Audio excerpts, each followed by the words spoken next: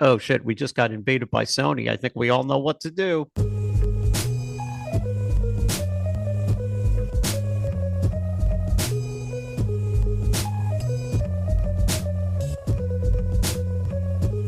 Hello, fellow netizens, and welcome to Scandalous Games, the show where we take a closer look at video game related controversies. I'm Kevin Impellizeri, and I do the research and share a story of a video game related controversy to my friends. I am Phil, and you might as well consider me a video game newbie. I'm Kate. I've been writing software for over 10 years, but not the fun kind. So today we're going to continue our look back at the year that was 2024 in video game scandals. We had such a great conversation last month talking about the state of the industry, things like the mass mergers and acquisitions of the last several years and the mass layoffs that have been going on for the last couple of years now. But it was not the only story that I kept track of. So today we're going to continue that and look back at some other interesting stories that came up during 2024. So last one I called corporate bullshit. The second one, I have kind of two terms for this. One is fandom bullshit, and the other is Helldivers bullshit, because we're going to talk a whole bunch about Helldivers 2. Yeah. And so, does anybody want to share, what do you know about Helldivers 2?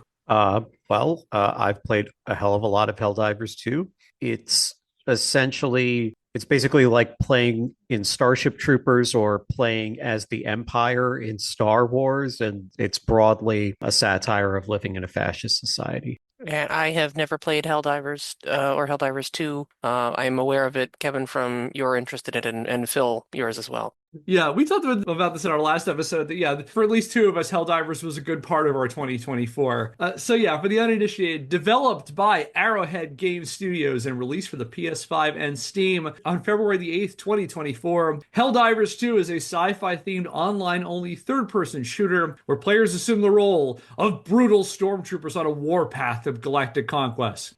Hold on one second. I've just received a word of correction from Super Earth. Heroic crusaders of Super Earth spreading managed democracy across the galaxy and eliminating the scourge of the Terminate hordes and the malevolent mechanical automatons. That's right, serve them a nice hot cup of liberty.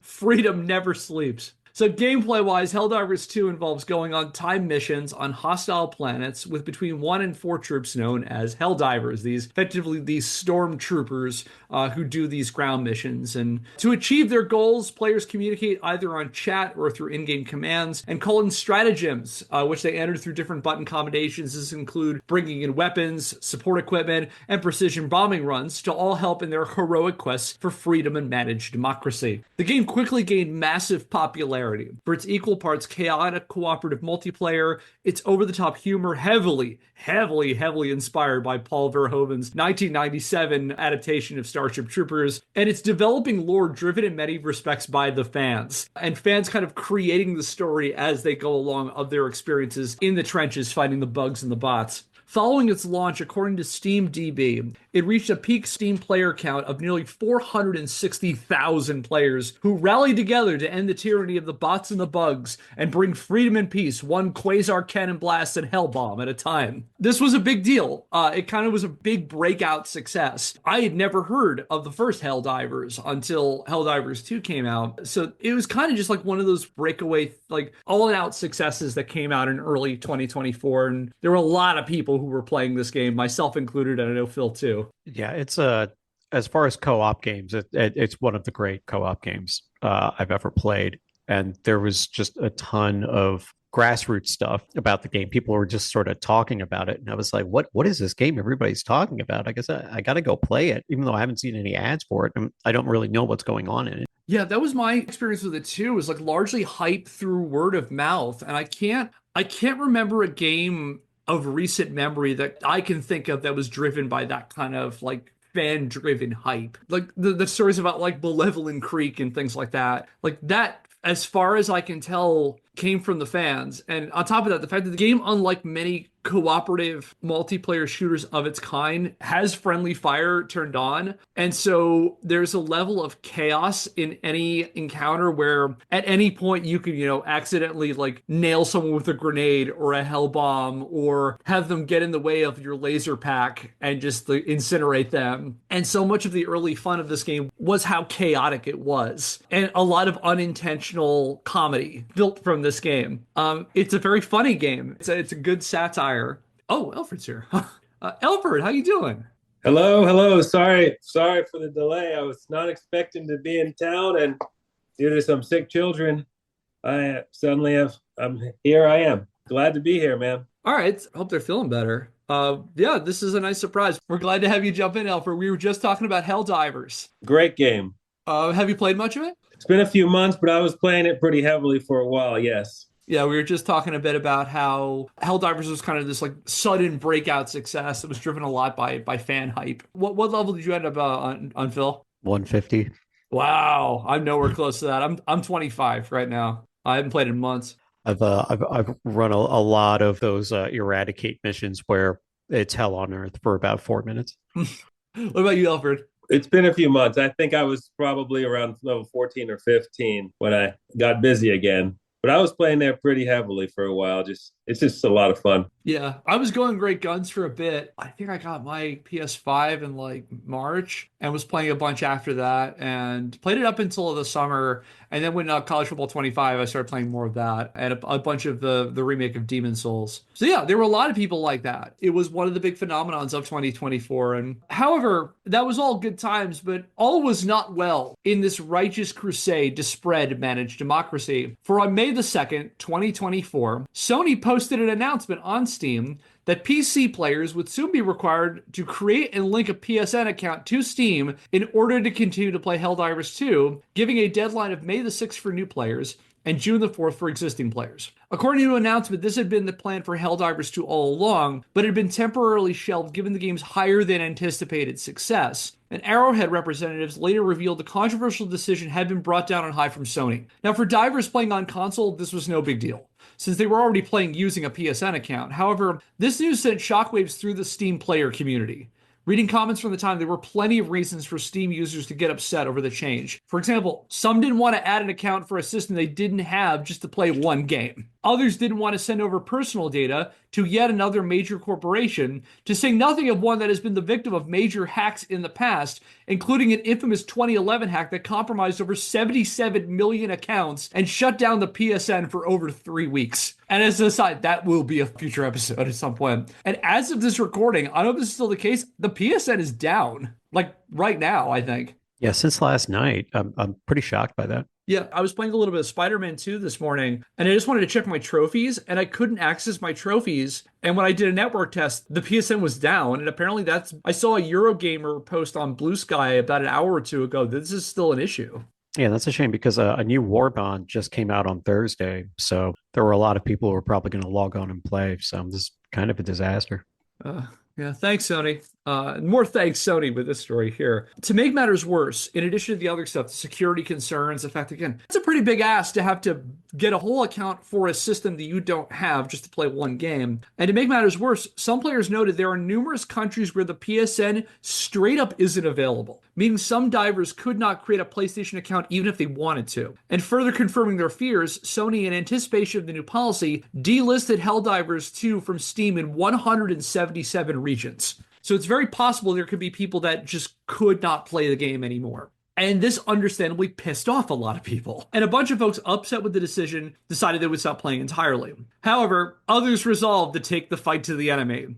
Because the thing about Helldivers 2 fans is they really got into the lore of this game. They got super invested in the crusade for Super Earth. Again, following on like social media and stuff, people like, okay, we need more people all those people fighting the bugs, we need you to come fight the bots right now. We're losing ground, or like we're close to eradicating, or whatever. That's the way this community ran, was on rallying each other and getting like themselves personally invested in the crusade. Helldivers inspired a militantly fanatical fan base who viewed themselves as the tip of the spear in the war against the tyranny of the bugs and bots. These were the folks who held the line at Malevolent Creek even when it was hopeless and successfully pushed back the bots to the brink of extinction. Facing the possibility of having to create PSN accounts against their will, many of whom living in countries that were not supported by PSN, the Helldivers sent their fury against an even greater foe than the automatons and the Terminids combined: Sony.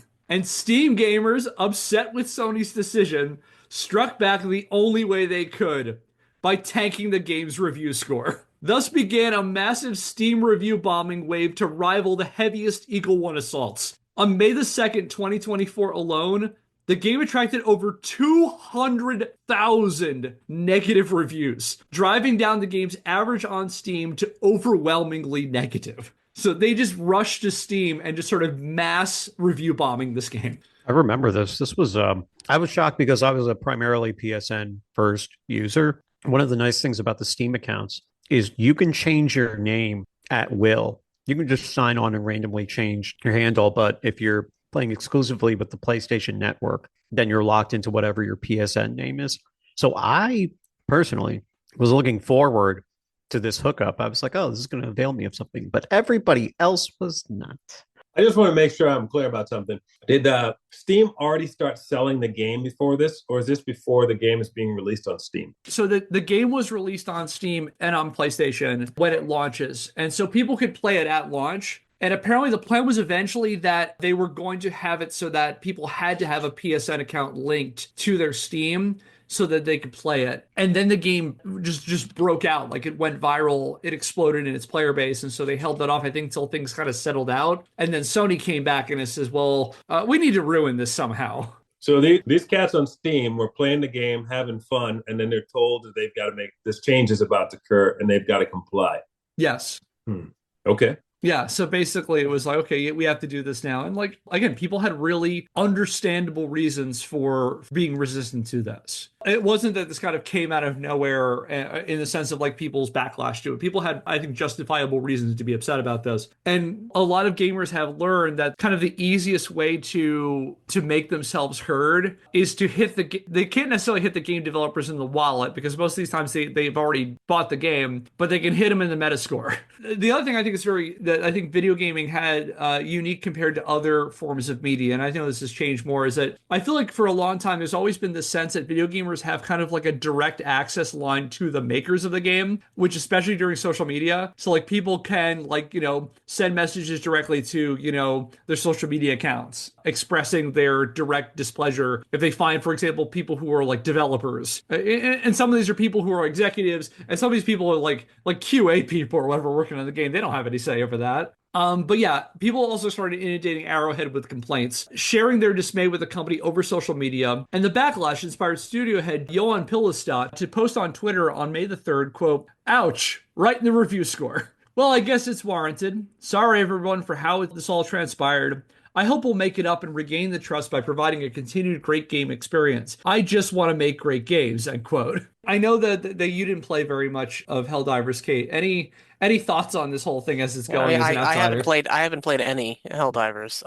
I do find it interesting the review bombing as a tactic. That's one thing that you can do when you have to buy the game in order to play it, but you can drive its score down as a way to get folks' attention. Yeah, this is not the only game that this has happened to either. Yeah, sure. And on May the 6th, 2024, Sony finally relented. They backed down, posting on the company Twitter that they would no longer be moving forward with the PSN account requirement, writing, quote, "Helldivers fans, we've heard your feedback on the Helldivers II account linking update. The May the 6th update, which would have required Steam and PlayStation Network account linking for new players and for current players beginning May the 30th, will not be moving forward. We're still learning what is best for PC players, and your feedback has been invaluable. Thanks again for your continued support of Helldivers 2, and we'll keep you updated on future plans," end quote. Any thoughts on that? I think it's an interesting cross-section of the type of people who play the game and how opinionated those types of people are, and the type of climate that's created around the game where they're cosplaying in a fascist society, but you are a group of people who make group decisions. So you also know what quote unquote fascism is when you see it. And then suddenly a corporation like Sony is trying to strong arm the entire player base into creating Sony accounts. So that was, in many ways, if you can see it from like the fan point of view, that was really the wrong thing to do in terms of what their intentions were. That's how it came off to me anyway. Yeah, especially because this was a militarized, for lack of a better term, radicalized community. Like they were kind of the worst crowd to antagonize like this. Yeah, it's like the bugs are coming at you. Let's deploy to whatever planet it is that we accidentally turned into a black hole. The bots are coming for you. Let's go to Malevelon Creek. Oh shit, we just got invaded by Sony. I think we all know what to do.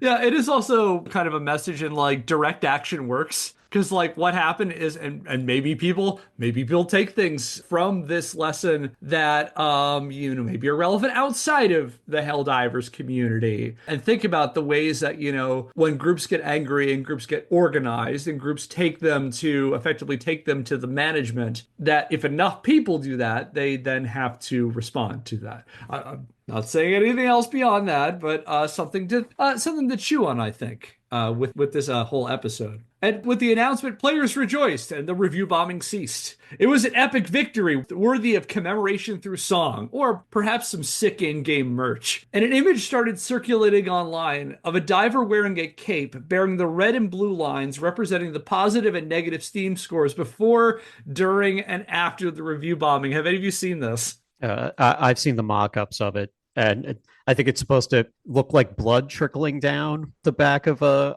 cape, but it's really just the Steam reviews, which I think is really funny. I think the creator of the game made a joke that they wanted to turn it into a cape in the game, but I have yet to see that. Yeah, I'm bringing up an image of it right now. It's a good-looking cape. I would wear that. It is pretty sharp. I'd probably wear that too.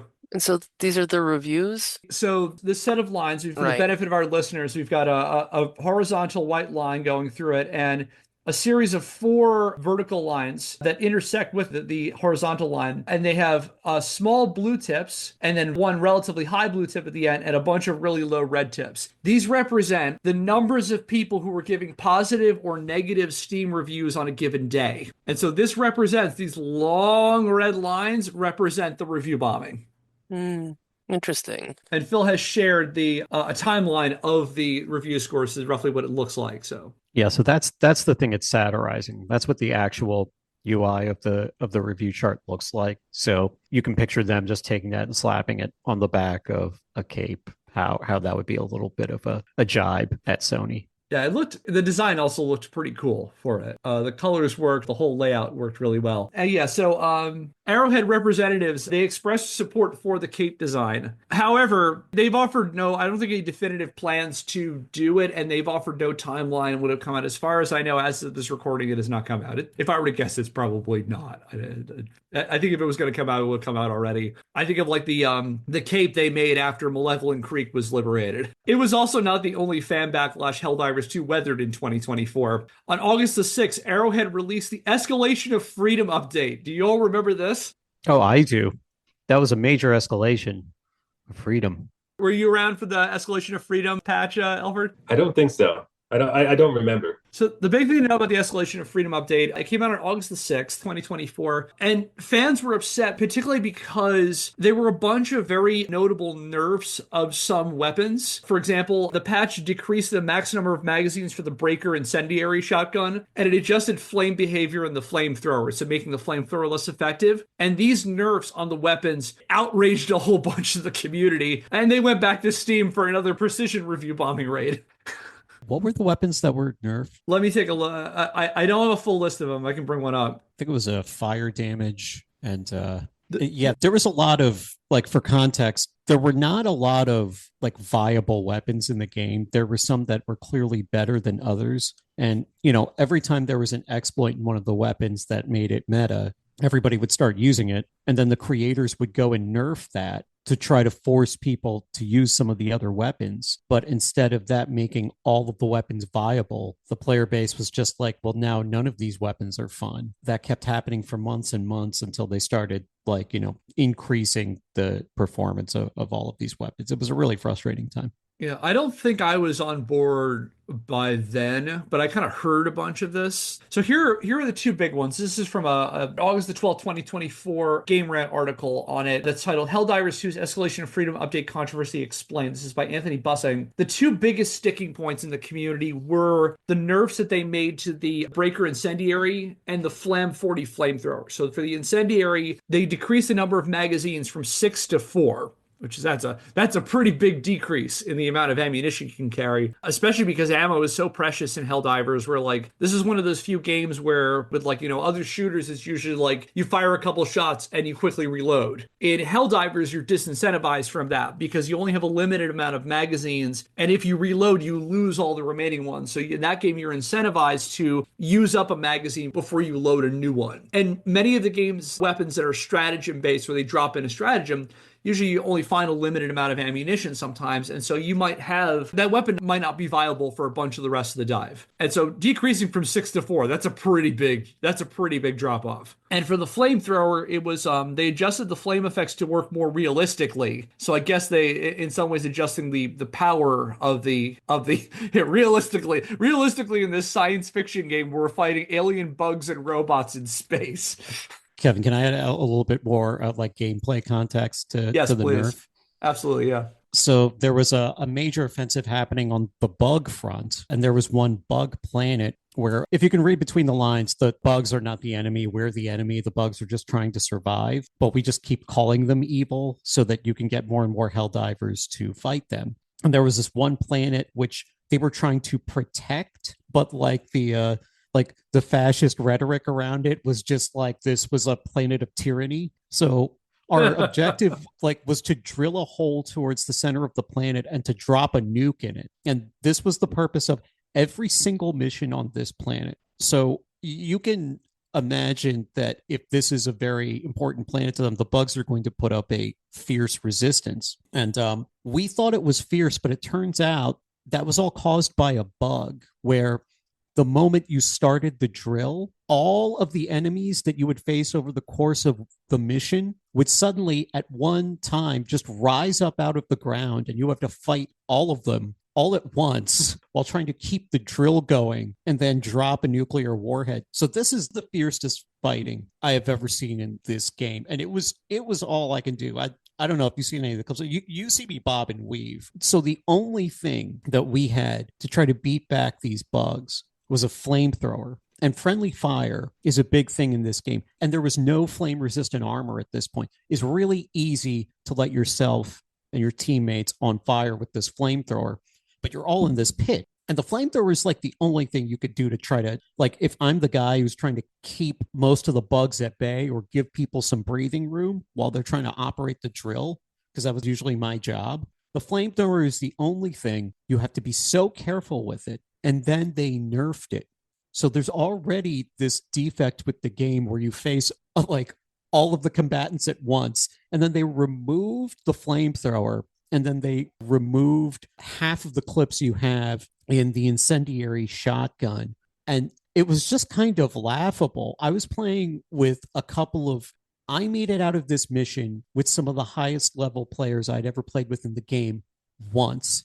And we laughed the whole time we were flying away on Pelican Web. We were just like, we actually, this is the first time tonight we made it out of, like, this is an impossible mission. And it's crazy that I'll remember those missions, like the two that I passed, for the rest of my life. Those are two of the hardest co-op things I've ever. So despite the fact that these were mistakes and bad ideas, it also really created a situation that I'll just be like, because there's a moment where once you drop the nuclear warhead and it explodes, you have to make it back to the ship, and then giant bats spring out of the ground and start, like hundreds of them, and start assaulting all the players, and you have to drop to the ground and try to lay on your back and try to fight them off until the ship gets there. And that was also a bug. They're not all supposed to pop out of the ground underneath the ship. They're supposed to like fly in over the course of several minutes. It was insane. And you know, there were a bunch of mistakes and bad ideas. It somehow created a situation where, just by virtue of the fact that I got through a couple of the missions, I'll remember that forever. But that was a hellaciously bad time for everybody else involved. Oh, by the way, you know, at that time, the difficulty was ranked 1 through 9.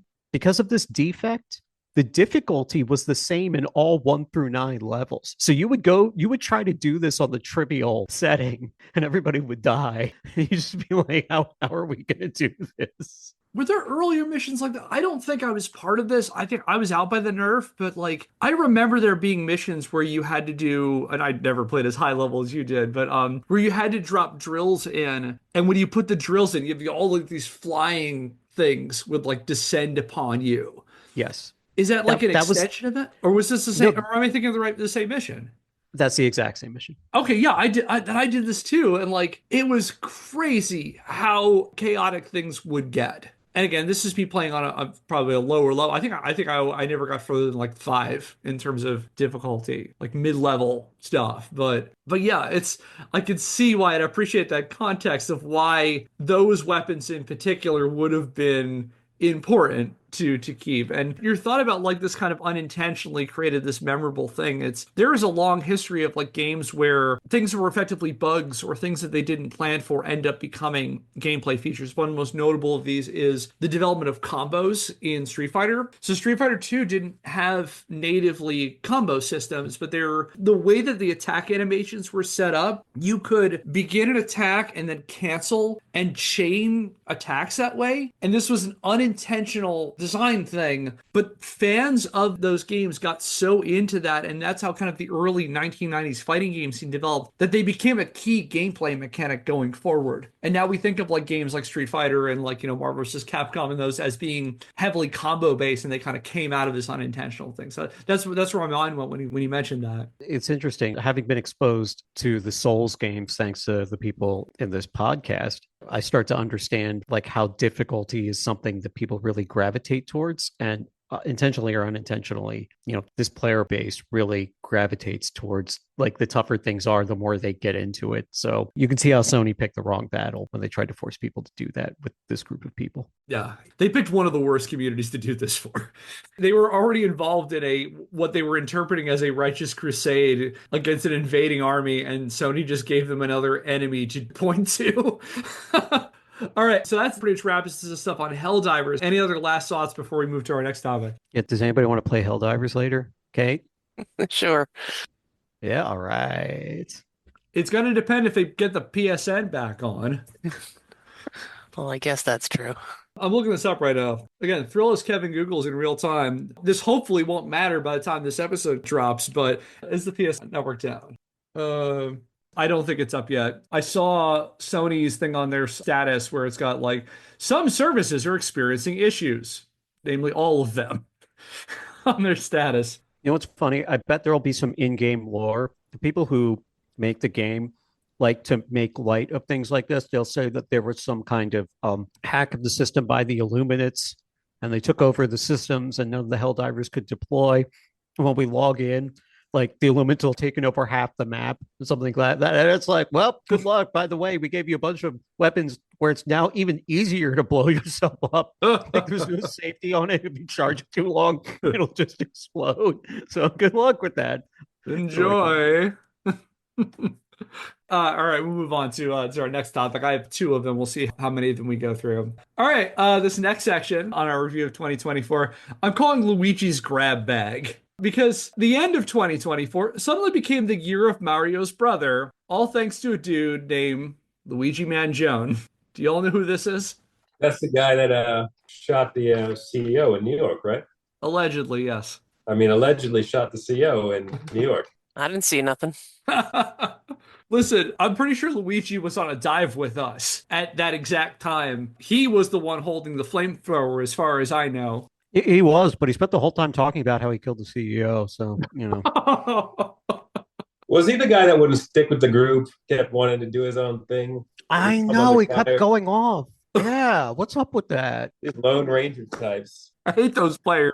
That's right. You called it, Elford. Not a team player at all. Yeah, so on December the 4th, 2024, a hooded gunman fatally shot UnitedHealthcare CEO Brian Thompson on the sidewalk in front of the Hilton Hotel on West 54th Street in Manhattan. The death of a health insurance executive for a company operating in a country where the #1 cause of bankruptcy is medical debt sparked both a manhunt for the culprit and a national conversation over the predatory nature of the American healthcare system. Less than a week after the shooting, on December the 10th, Pennsylvania State Police arrested 26-year-old Luigi Mangione. I haven't checked how to pronounce it. I'm Italian. It could be either Mangione or Mangione. If I were to guess, probably Mangione. If I were to, I don't know. I didn't look it up because I'm a hack. 26-year-old Luigi Mangione at Altoona McDonald's, and I'm pretty sure he was at my goddaughter's first Holy Communion and then having some spaghetti. Is that inside reference to Altoona, Pennsylvania?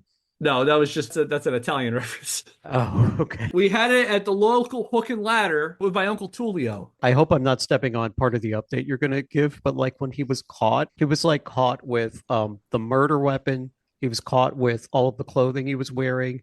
He was also caught with a manifesto called "I shot the UnitedHealthcare CEO, and this is why I did it" by me, Luigi Mangione, and then it had a thumbprint of his thumb on the. It was just hilarious, like the number of incriminating things he was caught with from a guy that everybody thought was good at this or a professional or something.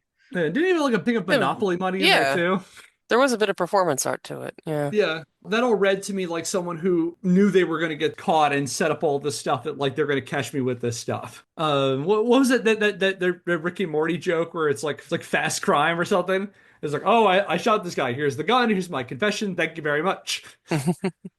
Yeah, so Mangione was caught in an Altoona McDonald's. Reportedly, a part-time McDonald's worker tipped off the authorities to Mangione's presence, continuing a series of cell phones in the Keystone State alongside handing the country to Trump and the horrible crime that is Altoona pizza. I don't know if people have seen Altoona pizza. I've seen it. It's an abomination.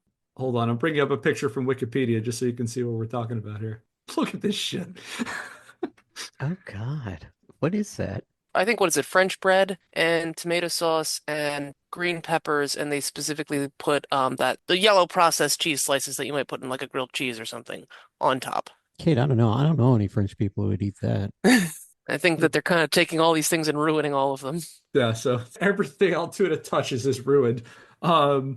Mangione was charged with 11 counts, including murder in the first degree and murder as a crime of terrorism per a CBS News report, for which he pleaded not guilty. The surprising shooting death of an insurance executive in one of the only developed nations to not figure out socialized healthcare, combined with the arrest of his alleged assassin, prompted all kinds of online discourse. And the desperate search for both meaning and content angles inevitably led some people to speculate over the potential role of video games in the shooting, with some of these conversations resembling talking points we've covered time and again on the show, plus a couple of strange new ones. For example, on December the 10th, 2024, Alicia Victoria Lozano of NBC News dusted off the old chestnut made popular by the likes of our old friends Dave Grossman and Jack Thompson back in the 1990s and early 2000s, contemplating whether violent video games condition Mangione to kill. However, Lozano's choice of alleged murder simulator inspired some puzzlement online, because instead of the tried-and-true interactive point-and-shoot games of the likes of Call of Duty or Doom, Lozano suggested a new culprit,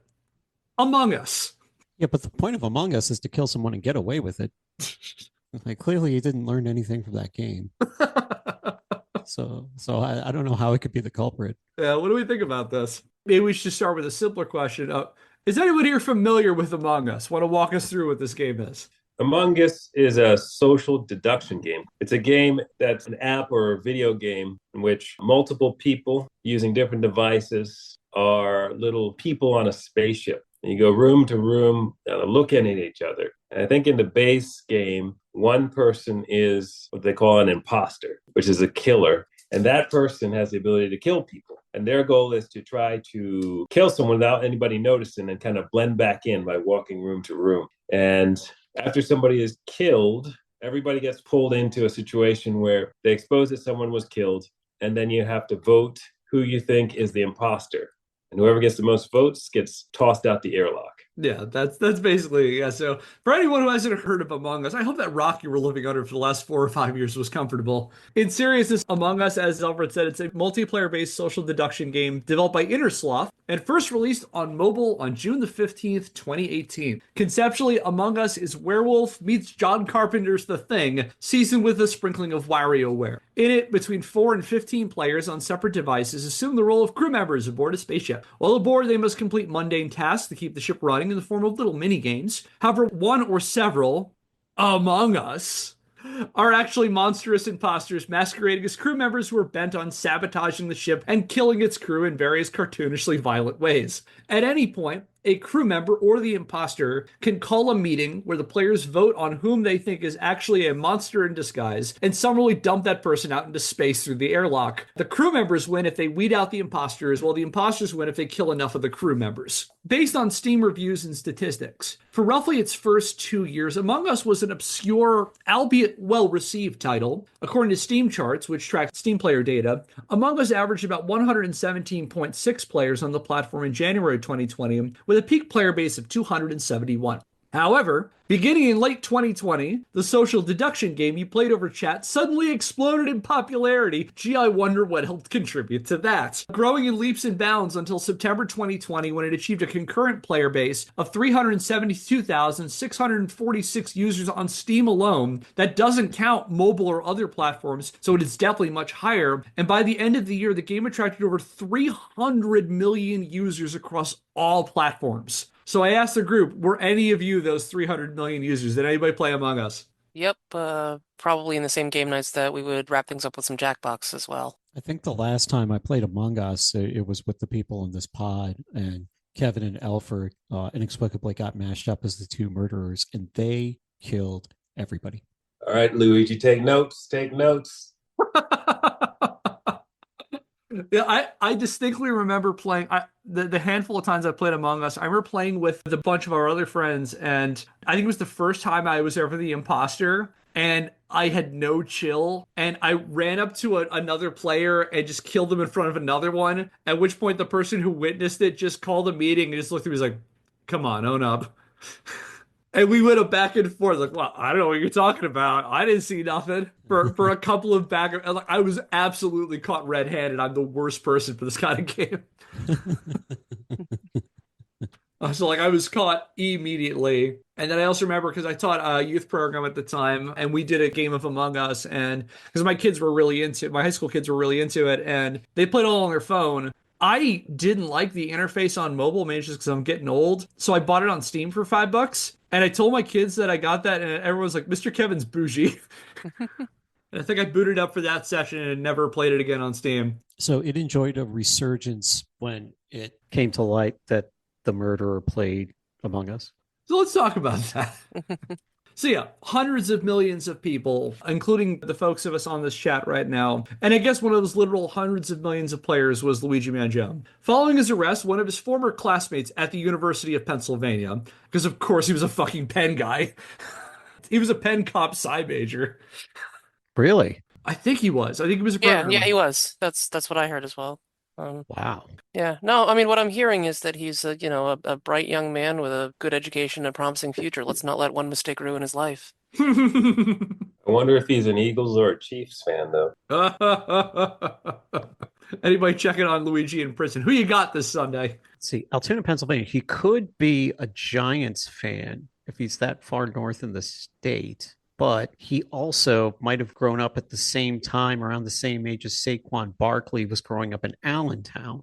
I know way too much about northern Pennsylvania and pro football like allegiances. Live update, by the way. Luigi Mangione received a Bachelor's of Science and Engineering in Computer Engineering and a Master's of Science and Engineering in Computer and Information Science from Penn in 2020. Okay. Wow. You gotta watch out for those STEM majors. And I say this, I think, as the only non-STEM major in this. Oh, wait, one of the STEM majors, science, technology, engineering, and murder.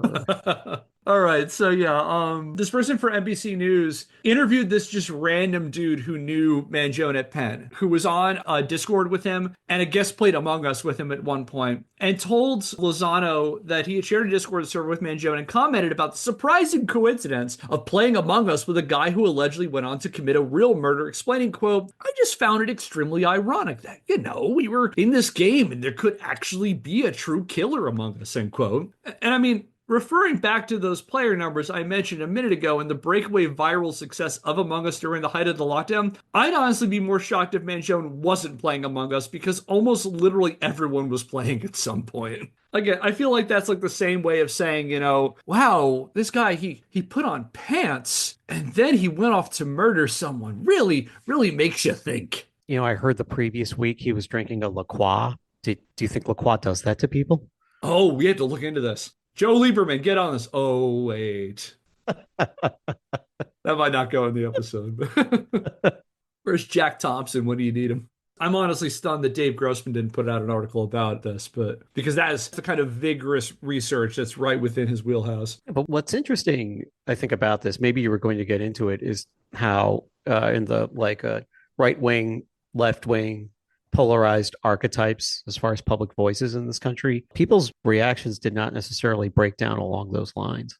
Yeah, at least from what I saw, there were a bunch of right-wing guys who were really simping for Brian Thompson and say, oh, he was a husband and a father and he was, killed in cold blood. But there were plenty of people who were also on the right saying, you know what, fuck healthcare people. Like, fuck UnitedHealthcare. And this is like one of those few issues, an extremely polarized, online environment and an extremely polarized election year that, like, this is kind of something that everybody on the left and the right could join in, is the fact that healthcare in America just sucks. And that people broke towards being sympathetic to Mangione in ways that are not easily quantifiable on the political spectrum that we have now. Again, that might just be me and my echo chamber seeing some of this stuff, but like it seemed like people on both sides of the aisle were expressing support for, not necessarily for violence, but I think we all have a story, at least a couple of stories in our lives about how the healthcare billing system and insurance system specifically has screwed us over, or a loved one, or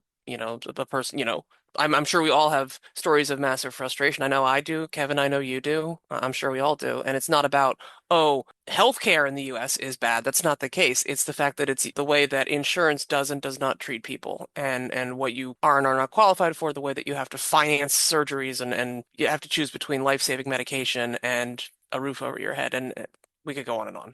Yeah, thanks for clarifying. I meant to say like a healthcare CEO in the sense of a healthcare insurance CEO. And yeah. I think the one thing that I read I'm sorry to interrupt, like there was a thing I saw online that was basically, whatever you feel about this person who died, maybe strive to live your life in such a way that if you are gunned down in the street by an assassin, people don't generally react to your death like the Ewoks watching the second Death Star blow up. Like, this is something that we can kind of all get behind, that it's just like, yay! Allegedly. Yeah. It put into stark focus how awful the American health insurance system and the privatized healthcare system are for people. And that, again, like you said, everyone's got a story. Like the best you hope for in a medical episode is that things come out smoothly and you're not paying too far through the nose on things. But yeah, there are people who can be, for example, rejected for life-saving healthcare that even their doctor says is good for them, that the insurance says, yeah, we won't pay for that. It's the very nature of the system created an environment where people would be sympathetic to this kind of action. And isn't it the case that health insurance and healthcare expenditures make up something like 17% of the gross national product in the US? Like that's obscene. I'm looking it up. I want to look that up. I think it's much higher than that. We'll see. Yeah. According to the Centers for Medicare and Medicaid Services, health spending accounted for 17% of the US GDP. Wow. So yeah. So Kevin, there was clearly a climate around this that the guy was murdered and unexpectedly. There were a lot of people who seemed to express a lot of support and frustration against the target of the killing.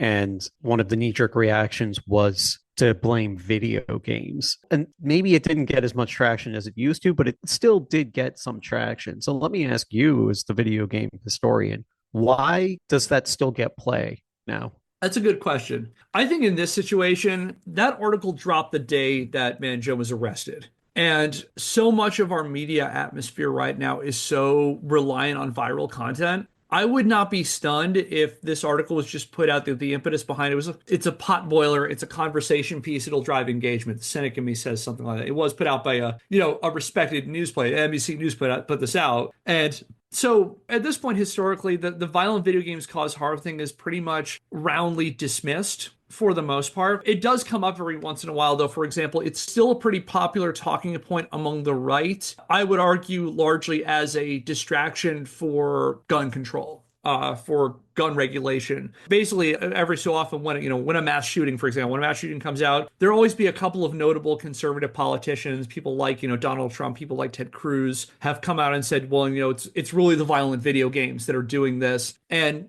the violent video game talking point has basically become a conversation piece for a certain segment of the pro-gun right, I would say. It gets floated out there in, again, what I just said there about like this kind of discourse that comes out there. I think for the most part, it just gets floated out there as a counterpoint, as a distraction, something else that we can talk about to like, okay, well, it's not really video games. It was whatever, I think it's that. I think it's just at this point, kind of a knee jerk. But even that said, this was a strange knee jerk. This is a strange thing to pick. Of all the games they could have picked, they picked Among Us. I mostly think of that as just like they found this random jagoff who knew him on Discord.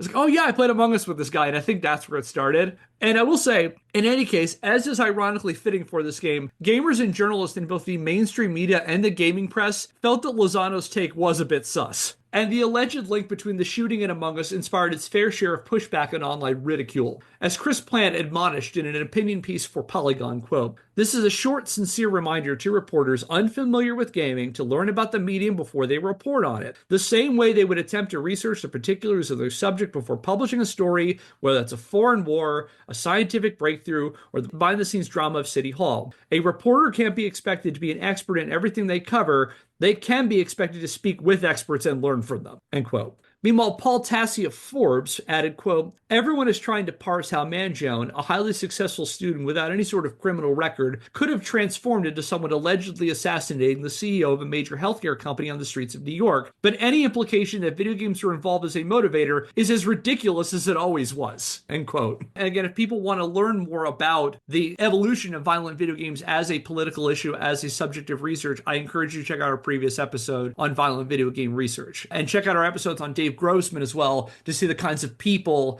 who are backing the research that says video games cause harm. All right, I think this is a really good place to wrap up here. And I hope all of you will tune in on our next episode when we're going to continue looking into the video game related intersections when it comes to Mario's brother. And speaking of Mario, we're going to talk about some wild Nintendo related stories that came up over the past year. And that will do it for today's episode of Scandalous Games. If you like what we're doing and want to help the show, subscribe or follow us wherever you get your podcast and leave us a rating. If you want to learn more, check out our website, scandalousgamespodcast.wordpress.com, where I publish the show notes and the sources for every episode. Our theme music is Occam Seek Me by Seek Knowledge via the Free Music Archive, used under a CC BY NCSA 3.0 US license. If you have a question, comment, or idea for a topic for a future episode, email us at scandalousgamespodcast@gmail.com. And until next time, I'm Kevin Impellizeri. Democracy Forever. I'm Phil. I'm Elford. I'm Kate. Thanks for listening. We'll see you next Scandal. Subscribe to Fat Roll Gaming on YouTube and listen to So We Were Talking About Beast Wars wherever you get your podcast. And have a nice cup of liberty. Woohoo!